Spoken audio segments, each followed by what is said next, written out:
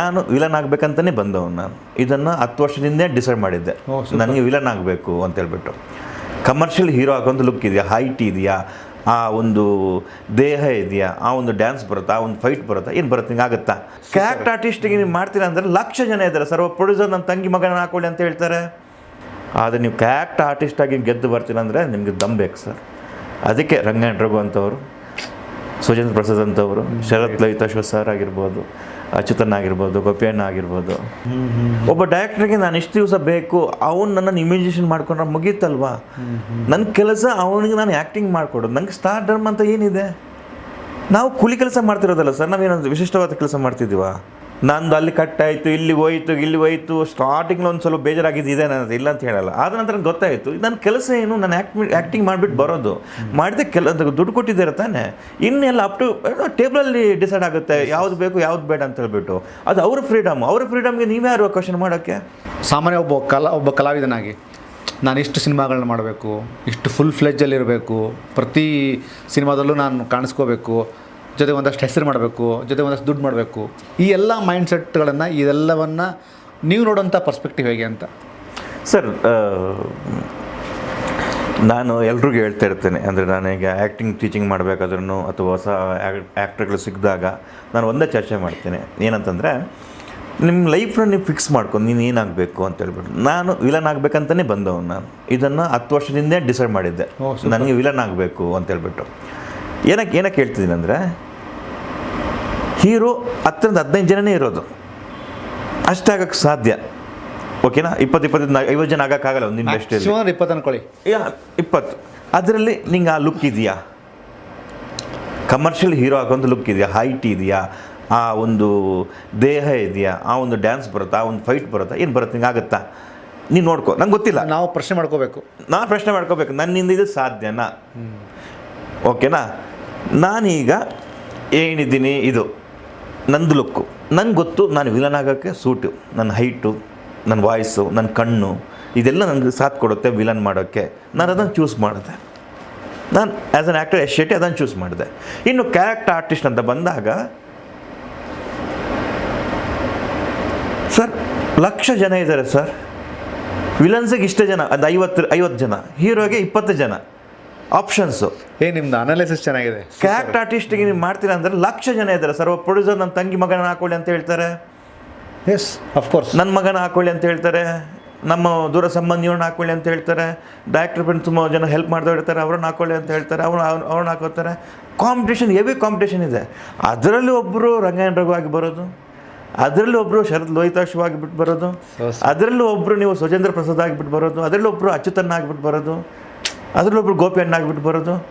ಸಖತ್ತಿದೆ sir. ಆ correct ಆರ್ಟಿಸ್ಟಲ್ಲಿ ನೀವು ಗುರುತಿಸ್ಕೊಂಡು ನೀವು ಮೇಲಕ್ಕೆ ಬರೋದಿದೆಯಲ್ಲ, ಅಷ್ಟು ಈಸಿ ಅಲ್ಲ ಸರ್. ಅದು ನಿಜ ವೆರಿ ಟಫ್. ಅದು ಅಚ್ಯುತ ಅವರು, ಗೋಪಾಲಕೃಷ್ಣ ದೇಶಪಾಂಡೆ ಅವರು ಲಕ್ಷ ಜನ ಜೊತೆ ಫೈಟ್ ಮಾಡ್ಕೊ ಬಂದವರು. ಅವರು ಬಿಗ್ ಲೆಸನ್. ತುಂಬ ಜನಕ್ಕೆ ಇದು ಅರ್ಥ ಆಗಬೇಕು. ನನ್ನ ತಮಾಷೆ ಅಲ್ಲ ಸರ್, ಎಷ್ಟು ಕಾಂಪಿಟೇಷನ್ ಇದೆ ಅಲ್ಲಿ. ಹೀರೋ ಇದರಲ್ಲಿ ಕಾಂಪಿಟೇಷನ್ ಕಮ್ಮಿ ಸರ್, ಯಾಕಂದರೆ ಎಲ್ರಿಗೂ ಆಗೋಕ್ಕಾಗಲ್ಲ, ಬಿಡಬೇಕು ನೀವು. ಅದು ಡ್ಯಾಮ್ ಶೋರ್. ಅದು ಸರ್, ಹೌದು. ವಿಲನ್ಸ್ ಅಂತ ಬಂದಾಗ ಅದೇ ಲುಕ್ ಬೇಕಾಗುತ್ತೆ, ಆ ಕಣ್ಣಲ್ಲಿ ಆ ಶಕ್ತಿ ಬೇಕಾಗುತ್ತೆ, ನಿಮ್ಮ ಮಾತಲ್ಲಿ ಆ ಒಂದು ಗಟ್ಸ್ತನ ಬೇಕಾಗುತ್ತೆ, ನಿಮ್ಮ ಆಟಿಟ್ಯೂಡ್ ಅದೆಲ್ಲ ಕೌಂಟ್ ಆಗುತ್ತೆ. ಅದಕ್ಕೂ ಜಾಸ್ತಿ ಕಾಂಪಿಟೇಷನ್ ಇಲ್ಲ, ಒಂದು 50-60 ಜನ ಇಷ್ಟೇ. ಆದರೆ ನೀವು ಕ್ಯಾರೆಕ್ಟರ್ ಆರ್ಟಿಸ್ಟಾಗಿ ಗೆದ್ದು ಬರ್ತೀರ ಅಂದರೆ ನಿಮಗೆ ದಮ್ ಬೇಕು ಸರ್. ಅದಕ್ಕೆ ರಂಗಾಯಣ ರಘು ಅಂತವರು, ಸುಜೇಂದ್ರ ಪ್ರಸಾದ್ ಅಂತವರು, ಶರತ್ ಲಲಿತಾಶ್ವ ಸರ್ ಆಗಿರ್ಬೋದು, ಅಚ್ಯುತನ್ ಆಗಿರ್ಬೋದು, ಗೋಪಿಯಣ್ಣ ಆಗಿರ್ಬೋದು, ಇನ್ನು ತುಂಬ ಜನ ಇದ್ದಾರೆ. ಹೆಸರು ಮಾತ್ರ ಸಾರಿ ಇಲ್ಲ. ನಿಮ್ಮ ಮಾತಲ್ಲಿರುವಂತಹ ರಾಜೇಶ್ ನಟರಂಗ್ ಅವರಾಗಿರ್ಬೋದು, ಆ ದೃಢತೆ ಅಂದರೆ ಆ್ಯಕ್ಚುಲಿ ಸತ್ಯ ಇದು. ಇದನ್ನು ತುಂಬ ಜನ ಅರ್ಥ ಮಾಡಿಕೊಂಡು ಆ ಪಾತ್ರ ನಡೆದ್ರೆ ಒಂದಷ್ಟು ವರ್ಷ ಅವರು ಬದುಕಬಲ್ಲರು ಕಲಾವಿದರಾಗಿ. ಖಂಡಿತ ಸರ್, ಅಲ್ವಾ?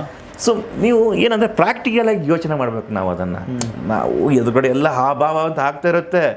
ನೀವು ಆ ಭಾವ ಆಗಬೇಕಾದ್ರೂ ಕೂಡ ನೀವು ಅದನ್ನ ನಿಮ್ಮ ಯೋಚನೆ ಮಾಡೋ ಸ್ಟೈಲ್ ಇದೆ, ಅದು ತುಂಬ ಸ್ಟ್ರಾಂಗ್ ಆಗಿರಬೇಕಾಗತ್ತೆ.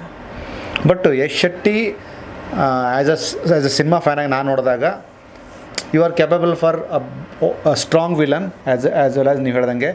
ಜೊತೆಗೆ ನೀವು ತುಂಬ ಸಿನಿಮಾಗಳಲ್ಲಿ ನಿಮ್ಮ ಡ್ಯೂರೇಷನ್ ಚಿಕ್ಕದಾಗಿದ್ರೂ ನೀವು ಅದನ್ನು ಸೆಲೆಬ್ರೇಟ್ ಮಾಡಿದ್ದೀರಾ. ನಾನು ಅದನ್ನು ನೋಡಿದ್ದೀನಿ ಸರ್. ಈಗ ನಾನು 1 ಡೇ ಶೂಟ್ ಮಾಡಲಿ, ನಾನು 50 ದಿವಸ ಮಾಡಲಿ, ನನಗೆ 1 ಡೇ ಪೇಮೆಂಟ್ ನಾನು 1 ತಿಂಗಳು ಕಳೆಯುತ್ತಾ? ಅವ್ರು ಕೊಡೋ ಪೇಮೆಂಟು. ಸೊ ನಾನು ಹೆಂಗೆ ನೆಗ್ಲೆಕ್ಟ್ ಮಾಡಲಿ ಅದನ್ನು? ಒಬ್ಬ ಡೈರೆಕ್ಟ್ರಿಗೆ ನಾನು ಇಷ್ಟು ದಿವಸ ಬೇಕು, ಅವ್ನು ನನ್ನನ್ನು ಇಮ್ಯಾಜಿನೇಷನ್ ಮಾಡ್ಕೊಂಡ್ರೆ ಮುಗೀತಲ್ವಾ? ನನ್ನ ಕೆಲಸ ಅವನಿಗೆ ನಾನು ಆ್ಯಕ್ಟಿಂಗ್ ಮಾಡಿಕೊಡೋದು. ನಂಗೆ ಸ್ಟಾರ್ ಡರ್ಮ್ ಅಂತ ಏನಿದೆ? ನಾವು ಕೂಲಿ ಕೆಲಸ ಮಾಡ್ತಿರೋದಲ್ಲ ಸರ್, ನಾವೇನೊಂದು ವಿಶಿಷ್ಟವಾದ ಕೆಲಸ ಮಾಡ್ತಿದ್ದೀವ? ನನ್ಗೆ ಅನ್ಸಲ್ಲ ಯಾವತ್ತು ಕೂಡ. ಅಲ್ಲ, ನಿಮ್ಮ ಮಾತಿಗೆ ಮತ್ತೊಂದು ಕನೆಕ್ಷನ್ ಅಂದರೆ ದರ್ಶನ್ ಅವರು ಹೇಳಿದರು, ನಾವೆಲ್ಲ ಕೂಲಿ ಮಾಡೋರೇ ಅಲ್ವಾ? ಹೌದು ಸರ್, ಅವ್ರು ನನಗೆ ಪರ್ ಡೇ ದುಡ್ಡು ಕೊಡ್ತಿದ್ದಾರೆ, ಮತ್ತಿನ್ನು ನೀವು ಪರ್ ಡೇ ಕೆಲಸ ಮಾಡುತ್ತಾನೆ ನಾವು.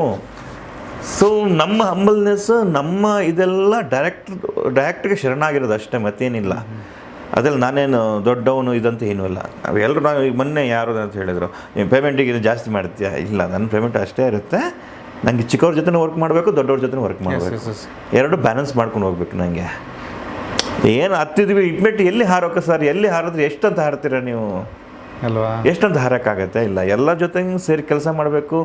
ಹೊಸ ಹೊಸ ಡೈರೆಕ್ಟರ್ಸ್, ಹೊಸ ಹೊಸ ಇಮ್ಯಾಜಿನೇಷನ್ ಜೊತೆ ವರ್ಕ್ ಮಾಡಬೇಕು, ದೊಡ್ಡವ್ರ ಎಕ್ಸ್ಪೀರಿಯನ್ಸ್ ಜೊತೆಗೆ ವರ್ಕ್ ಮಾಡಬೇಕು. ನಂಗೆ ವರ್ಕ್ ಮಾಡಬೇಕಷ್ಟೇ. ನನಗೆ ವೆರಿ ಟ್ರೂ.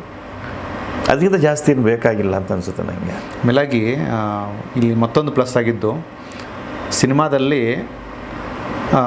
ಎಲ್ಲರೂ ಸೇಮ್ ಪಾತ್ರ ಕಾಣ್ತಾರೆ. ನಾನು ಹೇಳ್ತಾ ಇರೋದು, ಕೆಲವು ದೃಶ್ಯಗಳಲ್ಲಿ ಕವಿಯಾಗಿ ನೀವು ಅಬ್ಬರಿಸಿದ್ರೆ, ಒಂದಷ್ಟು ಕಡೆ ನಿಮ್ಮ ಜೊತೆ ಇದ್ದವರು ಕೂಡ ಸಣ್ಣ ಸಣ್ಣ ಪಾತ್ರ ಮಾಡಿದವರು ಕೂಡ ವಾವ್ ಅನಿಸೋ ಥರದ್ದು ಮಾಡಿದ್ದಾರೆ. ಇದಕ್ಕೆ ಜಸ್ಟಿಫೈ ಮಾಡೋದಕ್ಕೂ ಒಂದು ತಾಕತ್ತು ಬೇಕಲ್ಲ?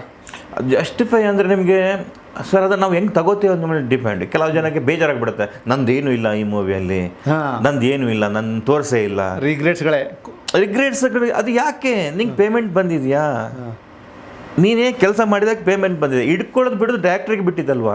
ನಾನು ಯಾವುದನ್ನು ಯೋಚನೆ ಮಾಡಲ್ಲ ಸರ್. ಮೂವಿ ಮುಗೀತಾ ಬಂದ ನಾನು ಮುಗೀತು, ನಂದು ಅಲ್ಲಿ ಕಟ್ಟಾಯಿತು, ಇಲ್ಲಿ ಹೋಯ್ತು. ಸ್ಟಾರ್ಟಿಂಗ್లో ಒಂದು ಸ್ವಲ್ಪ ಬೇಜಾರಾಗಿದ್ದಿದೆ ನನ್ನದು, ಇಲ್ಲ ಅಂತ ಹೇಳಲ್ಲ. ಆದ ನಂತರ ಗೊತ್ತಾಯಿತು ನನ್ನ ಕೆಲಸ ಏನು, ನಾನು ಆ್ಯಕ್ಟಿಂಗ್ ಮಾಡಿಬಿಟ್ಟು ಬರೋದು.